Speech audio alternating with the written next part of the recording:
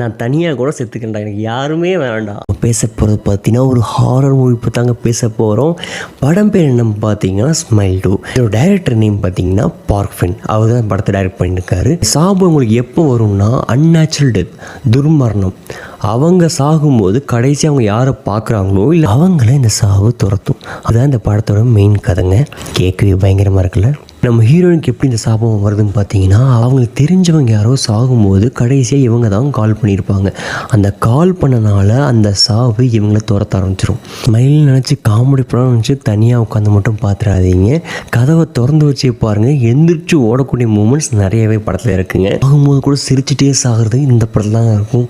படத்தோட கதைங்க கடைசியாக இந்த ஹீரோயின் இந்த சாபத்துலேருந்து தப்பிச்சாங்களா இல்லையா தான் இந்த படத்தோட கதை. முக்கியமாக கவனிக்க வேண்டிய விஷயம் பார்த்தீங்கன்னா, இதை நைட் நேரம் பார்க்காதீங்க. கதவை திறந்து வச்சு பாருங்கள், தனியாக மட்டும் பார்க்காதீங்க. இனிமேல் பயமாக இருக்குங்க. அந்த பயமாக இருக்கும்போது நம்ம கூட யாராச்சும் இருக்க மாட்டாங்கன்னு நம்ம நினைப்போம்.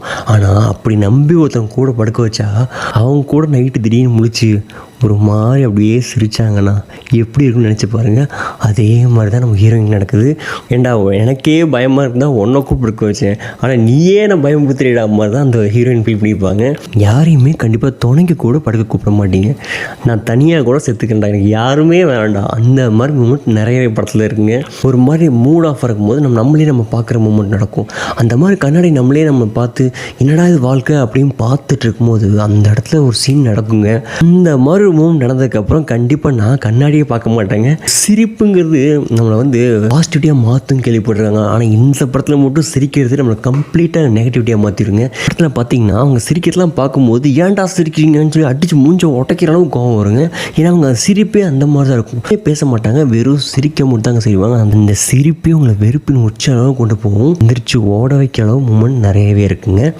ஹைலி ரெக்கமெண்டட் தாங்க. இது நீங்கள் பார்க்கலாம். எங்கே இருக்குன்னு கேட்டிங்கன்னா நெட்ஃப்ளிக்ஸில் இருக்குங்க. தமிழில் அப்படி இல்லை, இங்கிலீஷ் மட்டும்தான். இது உங்கள் நம்ம டாக்ஸ். லைக் பண்ணுங்கள், ஷேர் பண்ணுங்கள், முடிஞ்சால் சப்ஸ்கிரைப் பண்ணுங்கள்.